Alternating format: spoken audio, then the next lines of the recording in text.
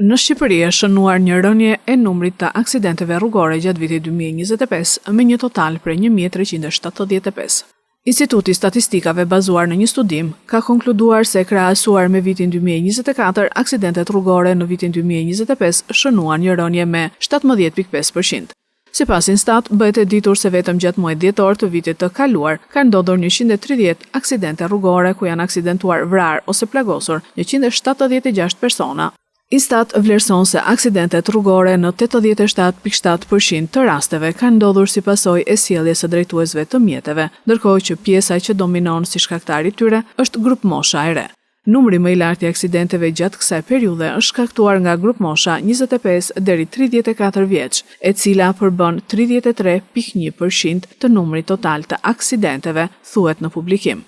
Në muajin dhjetor 2025, numri më i lartë i aksidenteve rrugore ka ndodhur gjatë ditës së premte me 20%, ndërsa numri më i ulët i aksidenteve ka ndodhur gjatë ditës së mërkurë dhe të diel me nga 10.8% secila.